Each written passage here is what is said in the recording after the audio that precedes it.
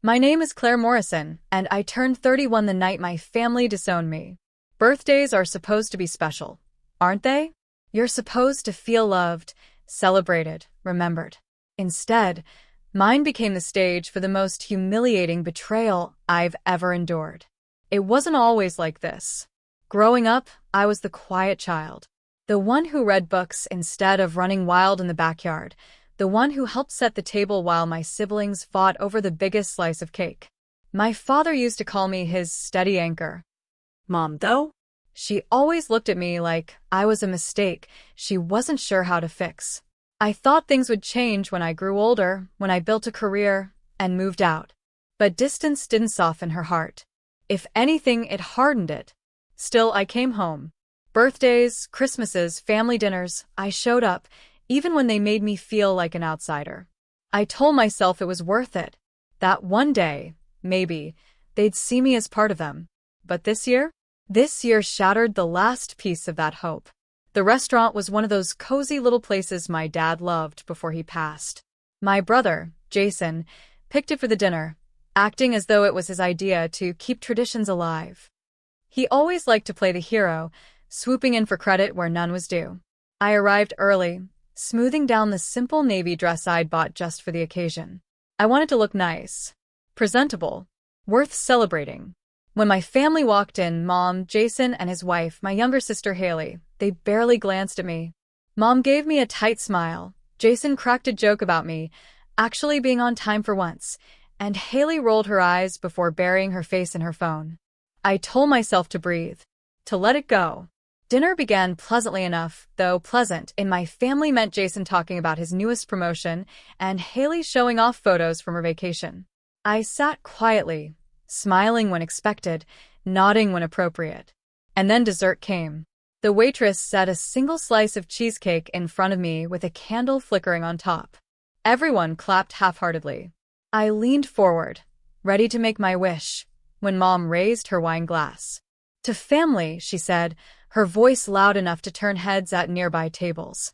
Everyone lifted their glasses.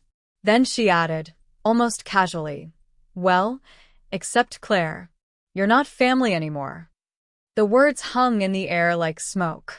Jason laughed. Haley giggled. Even Mom smirked, sipping her wine like she hadn't just gutted me in front of strangers. I froze, the candle's flame wavering in front of me. "What?" I whispered. Mom set her glass down, her eyes sharp. "Oh, don't act so surprised. You've never really been one of us, Claire. You don't fit. You never have." Laughter bubbled around the table, cruel and dismissive. Something inside me cracked. I wish I could say I stood up then and there, shouted them down, stormed out with dignity. But I didn't.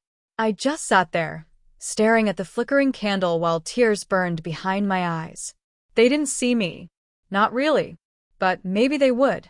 Because tucked inside my bag, folded neatly in a manila envelope, was a copy of my father's will. The will that none of them had bothered to read.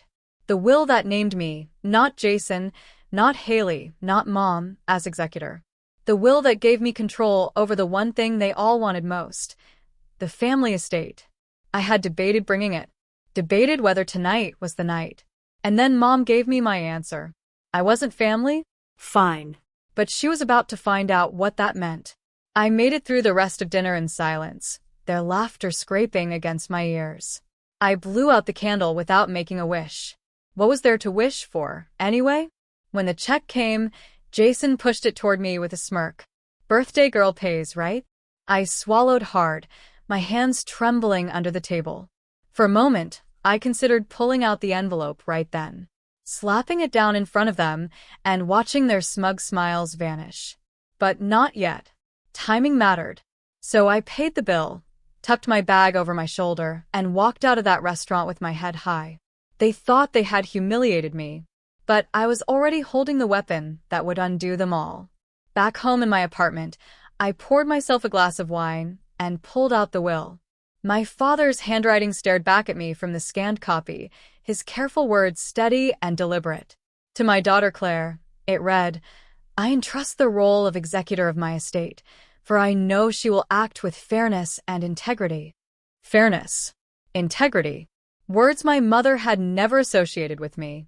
Words my siblings mocked whenever I chose honesty over convenience. And yet, my father had seen me. He had known. And tomorrow, so would they? The next morning, I called Jason. Family meeting, I said flatly. At the house. Noon. He snorted. Since when do you get to call meetings? Since Dad left me in charge. I replied, and hung up before he could answer. By noon, I stood in the living room of the Morrison estate, the house my father had built brick by brick, the house my mother now claimed as hers alone. Sunlight streamed through the tall windows, glinting off the crystal vases Mom polished obsessively. Jason and Haley lounged on the couch, whispering and smirking. Mom sat in Dad's old chair, her chin lifted in defiance. Well, she said, what's this about? I placed the envelope on the coffee table and slid the papers out slowly, deliberately. It's about Dad's will. The smirks faded. Mom's eyes narrowed. What are you talking about? I met her gaze evenly. You said last night I wasn't family anymore. That's fine. But Dad didn't agree. He put it in writing. And I think it's time you all read it. I unfolded the will, my hands steady now, and watched as their faces shifted. Confusion, disbelief, then dawning horror. Jason leaned forward, his voice sharp. What is this? It's the truth, I said.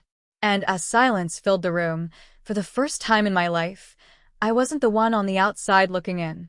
I was the one holding the power. For a long moment, the only sound in the living room was the clock ticking on the mantel. Jason leaned forward, eyes darting over the lines of my father's will like he could force the words to change. Haley shifted uncomfortably on the couch, biting her lip. And Mom's face hardened into stone. This is nonsense, she said sharply. Your father didn't mean this. He must have been confused when he wrote it. I felt my jaw tighten. He wasn't confused. He was deliberate. He trusted me. Jason slammed his fist against the coffee table, rattling the crystal vase. Executor? That doesn't mean you get to control everything. It's just paperwork. The house, the money, the business, those are ours. Dad would have wanted it that way. I held his glare. Then why didn't he put it in writing? Silence. Haley glanced between us, her voice small. Wait, so Claire's in charge? She decides what happens with everything. I nodded. Exactly. Her eyes widened, and for once, she didn't smirk. Mom rose from Dad's chair, her heels clicking against the hardwood floor as she paced. This is absurd. I was his wife. I stood beside him for 35 years. He wouldn't hand the family estate to you, Claire. She stopped herself, but the venom in her eyes finished the sentence. You're not family. I forced myself to stand tall. He did. Because he trusted me to be fair, to protect what he built. Jason laughed bitterly. Fair? You've been jealous your whole life, sitting on the sidelines, waiting for a chance to take us down. And now you think this is it? I shook my head. I don't want to take you down. I want to honor Dad. Something none of you seem interested in. Mom's lips thinned into a cruel smile. Honor him? You mean betray us. Just like you always do. The words hit like a slap. But instead of breaking, I steadied myself. You disowned me last night. Remember? So why do you care what I do now? That shut her up, at least for a moment. They tried everything in the hours that followed. Jason barked about legal challenges. Haley whined that I was being unfair. Mom hissed that she'd find a way to overturn the will. But I didn't budge. I'm the executor, I repeated, my voice growing steadier each time. That means decisions go through me. Finally, Jason snapped. Fine. Be in charge. But don't expect us to go along with it quietly. You'll regret this, Claire. I gathered the will, sliding the papers back into the envelope. No. For once, I think you're the ones who will. And with that, I walked out of the Morrison estate, not the quiet, overlooked daughter anymore, but the woman holding the key to everything they thought belonged to them. The days that followed were a blur of phone calls, documents, and meetings with lawyers. I had known being executor was a responsibility, but I hadn't realized how much power it carried. Every decision about the estate, property, assets, accounts flowed through me. And my family hated it. Jason called me constantly, demanding updates. What's happening with the house? With Dad's stocks? Don't think you can just keep us in the dark. Haley sent passive-aggressive texts. Dad would have wanted me to have the beach house. You don't even care about family memories. And Mom played the guilt card. I was his wife, Claire. Don't I deserve to be comfortable? Haven't I earned that much? Every word was a dagger. But every time I felt myself falter, I pictured Dad's steady handwriting. I entrust Claire because she will act with fairness and integrity. Fairness. Integrity. I repeated those words like a mantra. Then came the dinner ambush. Jason invited me out to talk things through. Against my better judgment, I went. The moment I sat down, I realized my mistake. Mom and Haley were already there, their faces set in grim determination. This is ridiculous, Jason began. You can't keep control of everything. We're family. We share it. I sipped my water, keeping my voice calm. You didn't share last week when you laughed at me in front of the entire restaurant. Or when you told me I wasn't family. Funny how that works. Mom leaned forward, her voice low and sharp. Listen to me, Claire. If you don't step aside, we will drag you through court until you're bankrupt. You can't afford to fight us. My heart pounded, but I forced myself to meet her gaze. Then go ahead. But you'll lose. Because Dad's words are clear. And unlike you, I'm not afraid of the truth. Haley scoffed. You're pathetic. You think a few legal words make you powerful? You're still the same weak little sister who never fit in. I smiled faintly. Maybe. But right now, the weak little sister is the one holding everything you want. And I'm not letting it go. Their faces darkened.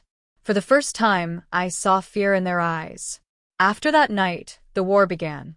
Jason tried to strong-arm me with lawyers. They sent letters filled with threats, questioning Dad's state of mind when he wrote the will. But every lawyer I spoke to shook their head. It's airtight. They don't have a case. Haley turned to social media, painting me as the greedy sibling stealing from the family. Neighbors started looking at me differently. Old friends sent me awkward messages. And Mom didn't stop calling. Every voicemail was a mix of venom and manipulation. You're tearing this family apart. How could you do this to your own mother? You'll regret betraying us. Each word hurt. But each word also proved I was finally standing my ground. One evening, exhausted from it all, I pulled out an old photo album.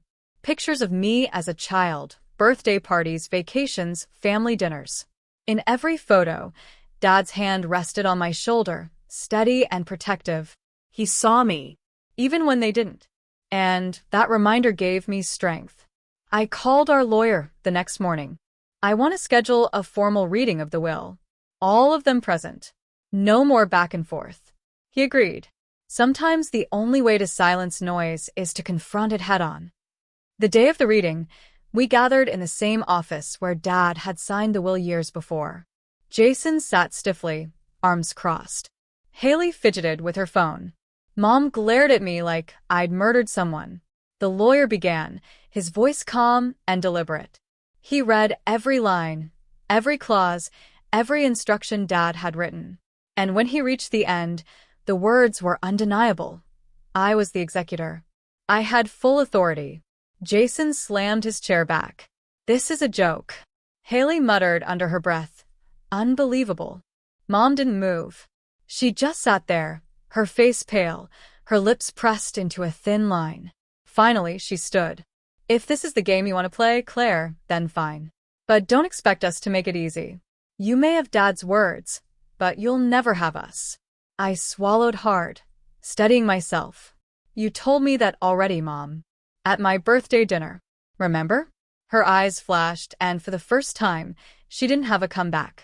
As we left the office, Jason shoved past me, muttering curses. Haley stormed ahead, typing furiously on her phone. Mom lingered, her hand brushing against my arm as she passed. Her whisper was soft but venomous. You may think you've won, but this isn't over. I stood frozen, the weight of her words sinking in. Because, deep down, I knew she was right. This wasn't over. Not by a long shot. Being named executor looked powerful on paper. In reality, it was exhausting. The estate wasn't just the family house.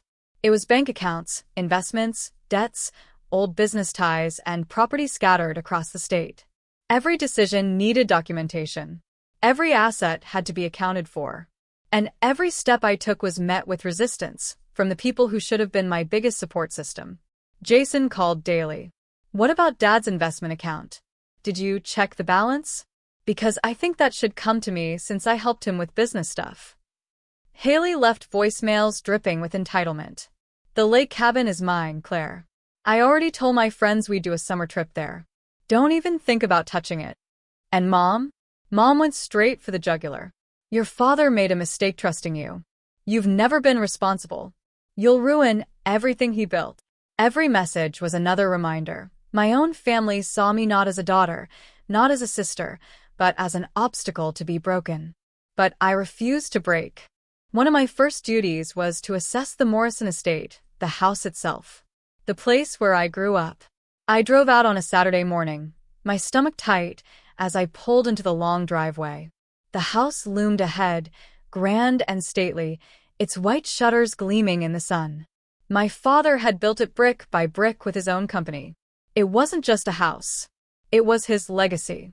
Walking inside was like stepping into another lifetime. The smell of polished wood. The creak of the staircase I used to race down on Christmas mornings. Memories pressed in from every corner. But it wasn't mine anymore. Not really. As executor, I had to make decisions, practical, financial, sometimes cold. The house was valuable.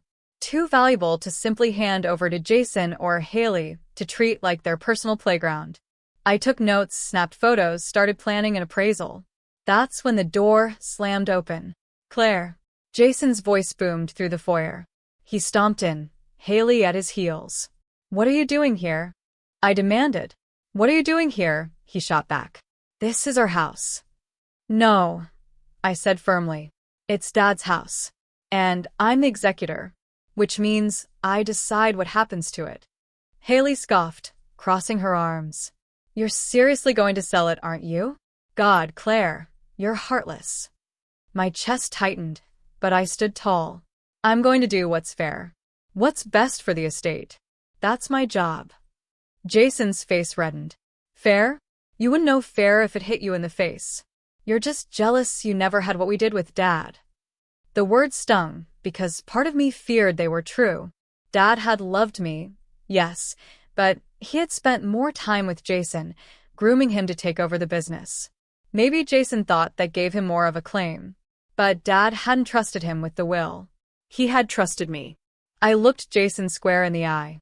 If you own this house, you'll have to prove why you deserve it. But I don't think you can. His fists clenched, his chest heaving. For a second, I thought he might hit me. But then he spat on the floor, turned on his heel, and stormed out. Haley glared at me before following. The slam of the door echoed through the empty halls. I sank onto the couch, shaking, tears burning my eyes. They hated me. Truly hated me. But I couldn't let that stop me. That week, I scheduled a meeting with the estate attorney. I wanted everything documented properly, no loopholes for them to exploit. He was an older man named Mr. Caldwell, sharp-eyed and patient. You're handling a lot, Ms. Morrison, he said as he flipped through the file. And I imagine your family isn't making it easy. I laughed bitterly. That's putting it mildly. He studied me. Executor isn't an easy role. You'll be accused of bias, of greed, of betrayal. But your father chose you for a reason. If you act with fairness and integrity, the law will protect you. Fairness. Integrity. The words wrapped around me like armor. I left the office with my head a little higher. The sabotage began soon after. Jason contacted Dad's old business partners, trying to convince them I was incompetent. Haley posted online about me, stealing the family legacy. Mom even tried to close one of Dad's accounts herself, only to be blocked when the bank confirmed I was the legal executor. Each move they made only hardened my resolve. But it wore me down, too. One night, I sat at my kitchen table surrounded by stacks of paperwork, my eyes burning from exhaustion. I wanted to quit, to throw it all back at them and say, "Fine, take it. Take everything. I don't care anymore." But then I remembered my birthday dinner. The laughter. Mom's words, "You're not family anymore." And I realized quitting would prove them right. I refused to give them that satisfaction. The breaking point came 2 weeks later. I drove to the estate again, this time with the appraiser. As we walked the grounds, I noticed something odd. The garden shed door was open. I approached cautiously, heart pounding. Inside, I found boxes, my father's old tools, photo albums, even documents. But they were scattered, rummaged through. Someone had been here. When I confronted Jason later, he smirked. "Oh, relax. We were just looking for memories. You don't get to hoard everything." I clench my fists. "Those aren't yours to touch without my permission. If you take one more thing, I'll have you charged with theft." He laughed in my face. "You wouldn't dare." But the truth was, I would. And for the first time, I saw him hesitate. That night, I sat in the estate's library, surrounded by dust and silence. I pulled one of Dad's old journals from the shelf and flipped through the pages. His handwriting filled the margins with notes about projects, ideas, even little reminders about birthdays, including mine. Tears blurred my vision. Dad had believed in me, even when no one else did. And I realized I wasn't just fighting for myself. I was fighting for him, for his memory, for the values he had built our family on, even if Mom, Jason, and Haley had abandoned them. I closed the journal, set my shoulders, and whispered into the empty room. "I won't let you down, Dad." The next morning, I called Mr. Caldwell. "I want to move forward with liquidating some assets," I said firmly. "It's time to show them I'm serious." He paused. "Are you prepared for the fallout?" I took a deep breath. "Yes." "Let them come at me. I can handle it." Because for the first time in my life, I truly believed it.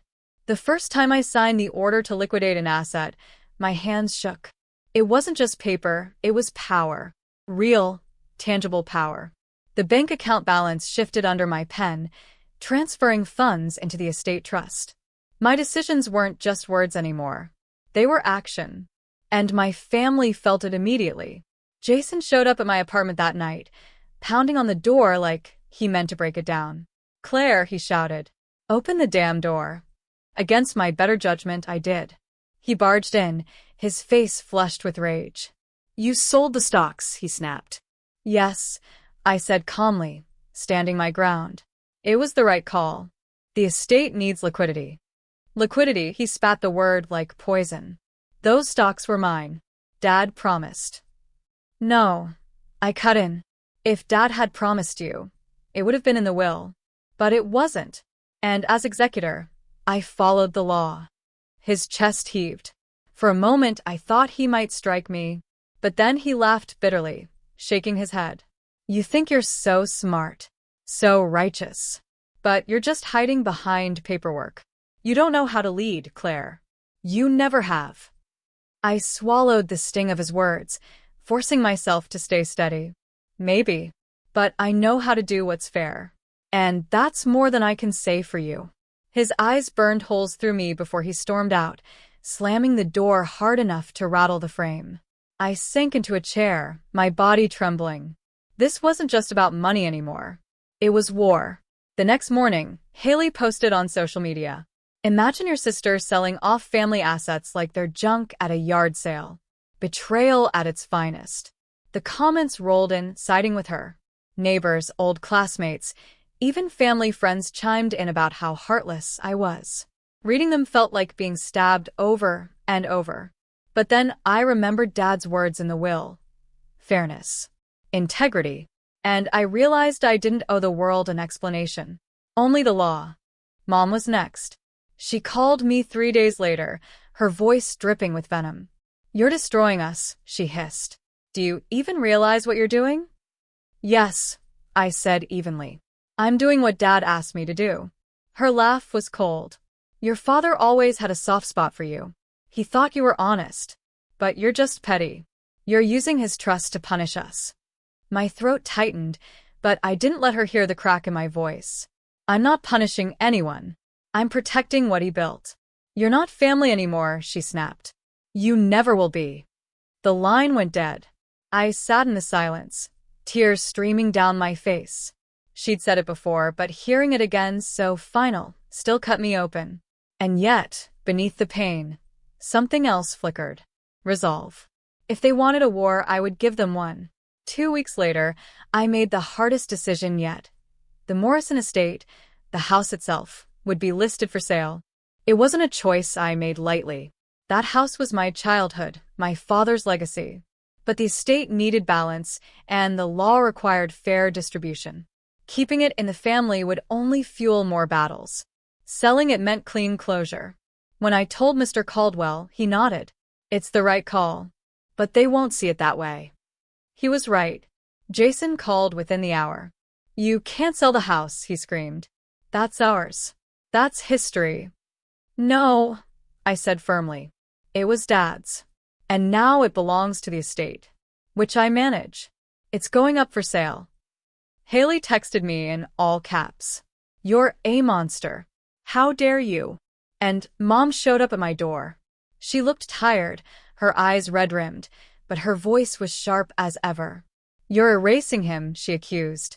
Piece by piece, you're erasing your father. I felt my throat close. No. I'm honoring him.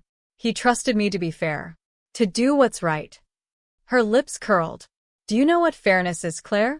Fairness is family. And you're throwing that away. I took a shaky breath. You threw me away first. Remember? For a moment, something flickered in her eyes. Regret? Doubt? But then it hardened again. You'll regret this, she whispered. I promise you will. She turned and walked away, leaving me trembling in the doorway. The open house was surreal. Strangers walked through the halls where I had celebrated Christmas, where Dad had tucked me in after nightmares. Their footsteps echoed in the spaces that had once been filled with laughter. I stood in the living room, my chest aching, as one couple admired the fireplace. Beautiful craftsmanship, the man said. Solid work. I smiled faintly. My father built it. Saying the words felt like a goodbye. That night, Jason called again, his voice low and dangerous. If you go through with this, Claire, you'll regret it. I closed my eyes. You keep saying that. But the only people who should regret anything are the ones who laughed at me, who told me I wasn't family. I didn't start this war. But I'll finish it. Silence crackled on the line before he hung up. The offers came quickly. The estate was prime property, and within a week, I had 3 serious buyers. I sat at my kitchen table, the contracts spread before me, pen in hand. My fingers trembled, not with fear, but with the weight of what this meant. Signing would end it. The house would be gone. The war would shift to money instead of bricks and memories. I thought of Dad, of his steady hand on my shoulder, of his words, fairness, integrity. And I signed. The news hit my family like a bomb. Haley posted a furious rant online. Jason showed up at the estate screaming at the realtor. And Mom didn't call. She sent a letter. Her handwriting was tight, angry. You've betrayed us. Betrayed your blood. Don't come to me when you realize you've destroyed everything. You're no daughter of mine. I held the letter in shaking hands, tears dripping onto the paper. It was final. They didn't just hate me. They had erased me. But as I folded the letter and tucked it into the will's envelope, I realized something. Maybe being their daughter had never been the point. Maybe the point was being my father's daughter. And that I still was. The next morning, I woke with a strange calm. The house was sold. The estate was liquid. My family had declared me an enemy. But I wasn't afraid anymore. Because I finally understood. Power isn't about being liked. It's about doing what's right. And for the first time in my life, I had the power and the will to do exactly that. The day the Morrison estate officially transferred ownership felt like the end of an era. I signed the final paperwork in Mr. Caldwell's office. My hand didn't shake this time. My signature slid across the dotted line like it belonged there. And just like that, the house my father had built, the place my family had clung to as proof of their importance, was no longer ours. Walking out of the office, I thought I'd feel grief. Instead, I felt lighter. It wasn't my burden anymore. But for my family, it was gasoline on the fire. Jason stormed into my apartment that evening, slamming the door so hard a picture frame rattled. "You sold it." His voice cracked with fury. "You actually sold Dad's house." "Yes," I said calmly, keeping my eyes on him. "Because it was the right decision." "The right decision?" He laughed bitterly. "You're insane. That house was our legacy." "No," I corrected softly. "Dad was our legacy. The house was just walls and wood." His face twisted. "You don't get it, Claire. You never did. You've always been jealous. And now you've destroyed everything just to spite us." I stood tall, my voice firm. No. "I destroyed nothing. I protected Dad's wishes. You're angry because you can't bully me anymore. And that terrifies you." For a moment, Jason's hand twitched like he might strike me. But instead, he spat on the floor, muttered, "You'll pay for this," and stormed out. The echo of his footsteps lingered long after he was gone. Haley, of course, took to social media. "My so-called sister just sold our family home. Years of memories gone. Some people have no heart. #betrayal, not my sister." The post blew up, drawing sympathy from people who knew nothing of the truth. I scrolled through the comments, my chest tight. What kind of monster sells their parents' house? She must be jealous. She didn't get enough attention growing up. Family like that isn't family at all. Each line was a blade. But then, buried in the noise, one comment stood out. "She's executor. That means her father trusted her. Maybe she's doing what's right, not what's easy." I clung to those words like a lifeline. And then came Mom. Her letter arrived 2 days later, written in her neat, controlled handwriting. "Claire, "You have gone too far. Selling the house was unforgivable. You've not only betrayed me, you've betrayed your father's memory. Don't bother coming around anymore. You're not welcome. You're not family. You never were." I read it 3 times, my heart breaking anew with each line. I wanted to crumple it, burn it, scream at the empty room. But instead, I folded it neatly and slipped it into the same envelope that held Dad's will. Because one day, I would need to remember just how far they'd gone to erase me. Mr. Caldwell warned me the next step would be worse. "Now that assets are liquid," he explained, "distribution begins. And that's when emotions flare the most. Brace yourself, Claire. They'll come at you harder." He was right. The calls and threats escalated. Jason demanded more than his share, insisting Dad would have wanted it. Haley whined that she deserved extra for being the youngest. And Mom? She called late one night, her voice dripping with venom. "You think you're clever," she said. "But you're not. You're weak. And you're alone. When this is over, you'll have no family, no friends, nothing." Tears stung my eyes, but my voice was steady. "Maybe. But I'll still have integrity. And that's more than you can say." Her hissed reply chilled me. "You'll regret this, Claire. I promise." The line went dead. I sat in the dark, trembling. Not just from grief anymore. From fear.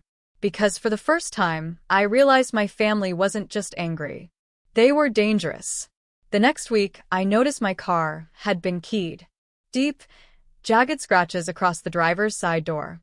The police shrugged when I reported it. "No proof it was family," the officer said. "Could have been anyone." But I knew.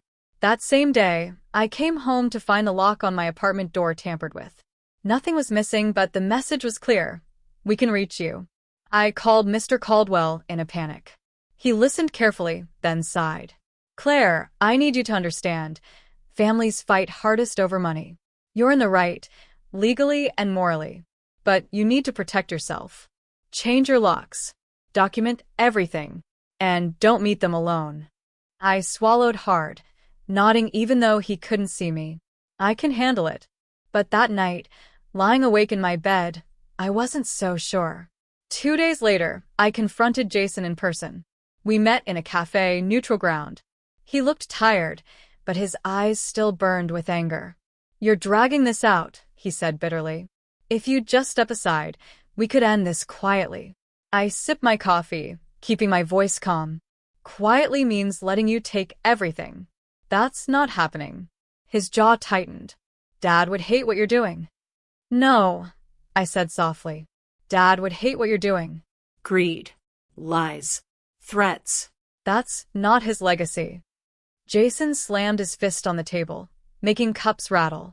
"You think you're better than us, Claire? You're nothing. You always were." I met his glare evenly. "Then why did Dad trust me and not you?" For once, he had no reply. He stood abruptly, muttering curses, and stormed out. I sat there, my hands shaking, but inside, something shifted. I wasn't scared anymore. Not of him. Not of any of them. Because their hatred didn't make me weak. It proved I was strong enough to stand where they couldn't. That night, I sat at my kitchen table, Dad's will in front of me. I traced his handwriting with my finger, whispering the words aloud. Fairness. Integrity. The world had turned those words into weapons against me. But to Dad, they were a promise. And I would keep it, even if it cost me everything else. The next morning, I made a decision. No more hiding. No more reacting to their threats. I would finish what Dad started. I called Mr. Caldwell. "I'm ready to finalize the distributions. Let's set the meeting. All of them present. No excuses." He hesitated. "Are you sure? It could get ugly." I took a deep breath. "It's already ugly. Let's end it." The meeting was scheduled for the following week. As I prepared, sorting documents and reviewing every clause of the will, a strange calm settled over me. For months, I had been the quiet daughter, the mocked sister, the outsider they never claimed. But now? Now I was the one holding the future in my hands. And soon, my family would have to face the truth, whether they liked it or not. The day of the distribution meeting, the sky was gray, heavy with a threat of rain. It felt fitting. I arrived at Mr. Caldwell's office with a folder of documents tucked under my arm. My heart hammered, but my steps were steady. This was the moment everything had been leading toward. Jason, Haley, and Mom were already there, seated stiffly in the conference room. Their eyes snapped to me as I walked in. Jason sneered. "Well, well. The Queen finally arrives." Haley smirked, scrolling on her phone. "Can't wait to see how you spin this one, Claire." Mom didn't speak. She just stared at me, her expression cold, her lips pressed into a thin line.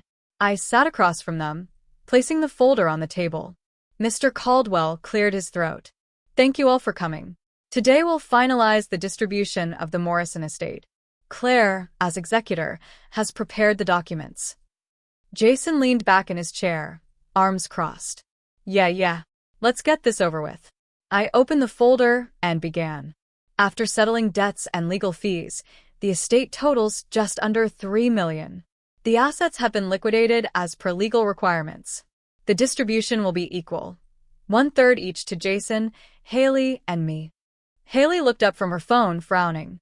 "Equal? That's it? What about the cabin? What about Dad's stocks?" "Liquidated," I said firmly. "Converted to cash. Divided fairly." Jason slammed his hand on the table. "That's robbery.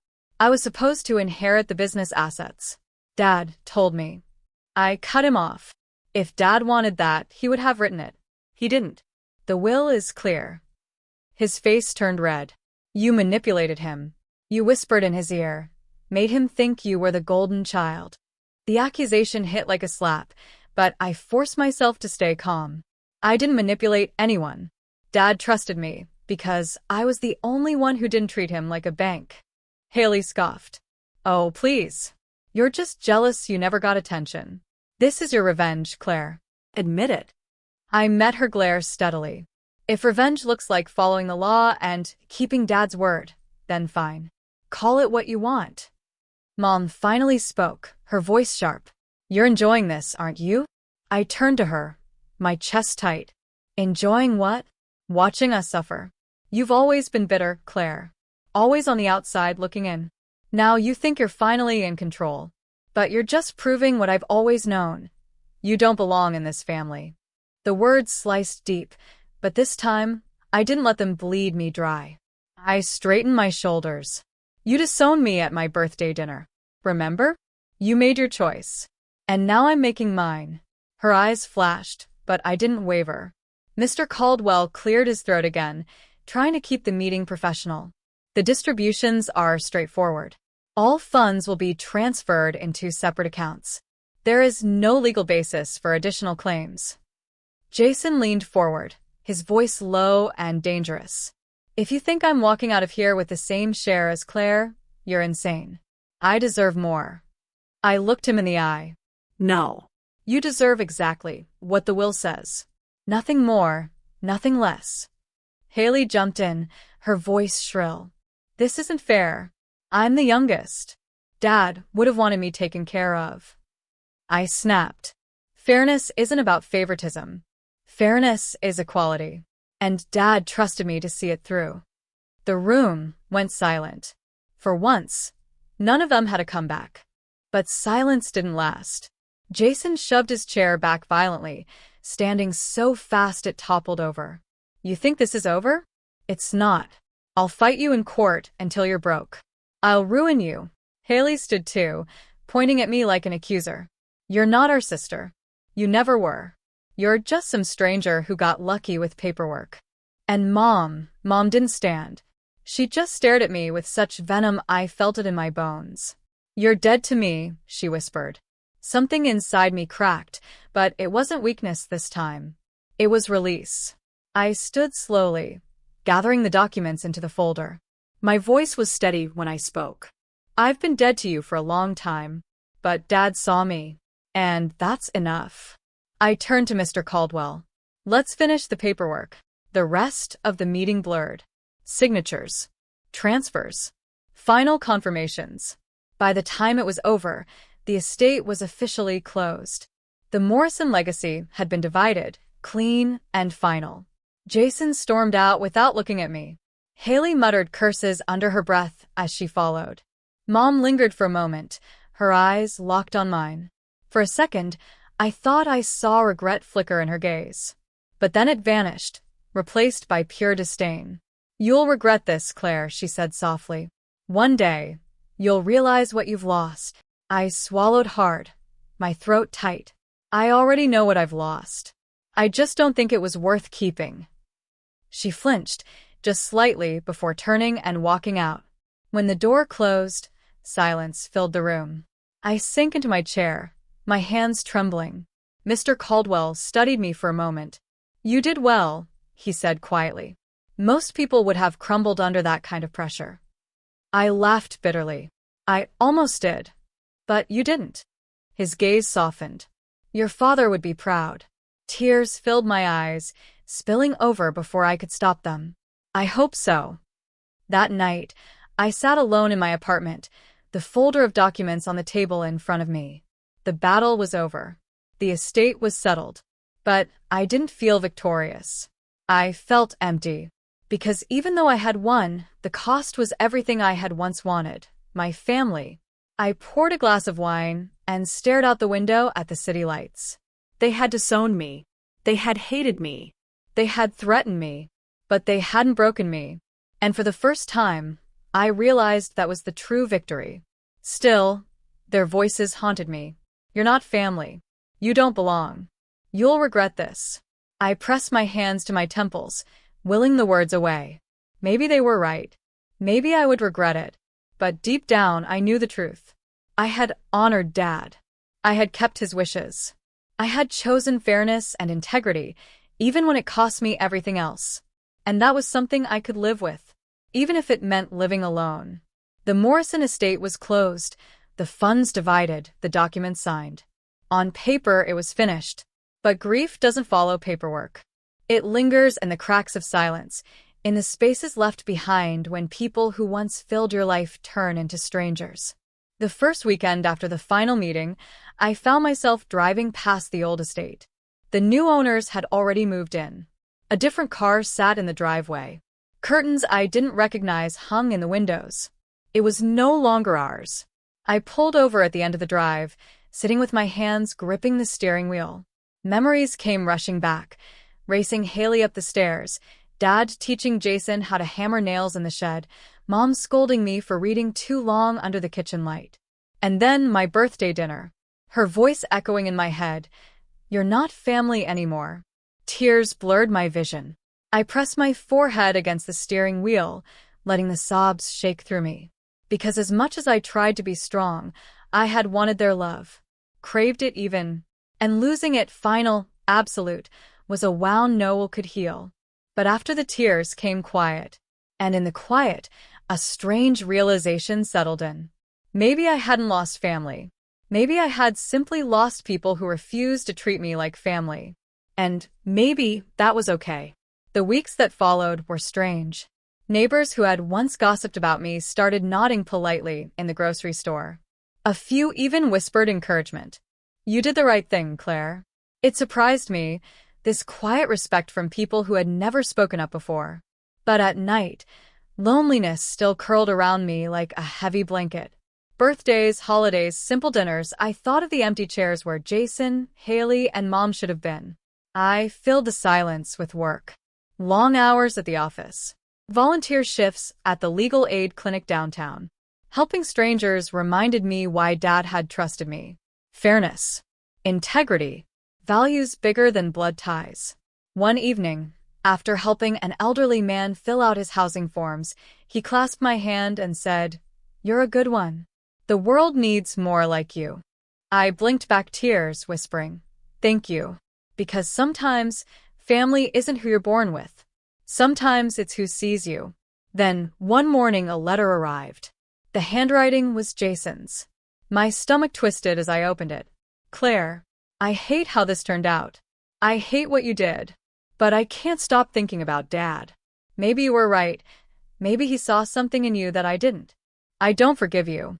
But I can't pretend anymore that you weren't stronger than me." No apology. No warmth. But buried under the bitterness was something I never thought I'd see. Respect. I folded the letter carefully and slipped it into the envelope with Dad's will. Not because it healed me, but because it reminded me that even in the wreckage, something had shifted. Haley never wrote. But months later, I heard through a mutual friend that she had gone quiet online. No more rants, no more hashtags. Maybe the fight had drained her. Or maybe she realized the world wasn't as eager to cheer her on anymore. And Mom never reached out. Her silence was louder than her words had ever been. But one Sunday, I visited Dad's grave.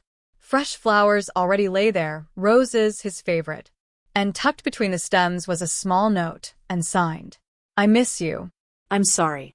I stared at it for a long time, the wind tugging at my hair. Was it for Mom? From Haley? I would never know. But for the first time, I let go of needing the answer. Seasons changed. Leaves turned gold and fell. Snow blanketed the city. Spring brought blossoms. Life moved forward as it always does. I applied for a new position at the legal aid clinic, one that would let me use my organizational skills to help more families navigate estates, housing, custody battles. It wasn't glamorous, but it felt right. On my first day, the director shook my hand and said, "You've been through fire, Claire. That's why you'll be good at this. People trust those who've lived it." And for the first time in a long time, I felt proud. Not because of my family, not because of a house or a name, because of me. The following year, when my birthday came, I dreaded it. Memories of the last one still stung. But my coworkers surprised me. They brought cake to the office, sang off-key, and handed me a card filled with scribbled notes. "You're valued. We're glad you're here. Thank you for what you do." I blinked back tears as I blew out the candles. Because maybe I didn't have the family I was born into, but I had people who saw me, who chose me, and that mattered more. One evening, I sat by my window with Dad's will in my lap. The edges were worn from how many times I had unfolded it, read it, clung to it like a lifeline. I whispered his words again. Fairness. Integrity. And then, for the first time, I folded the will and placed it in my drawer.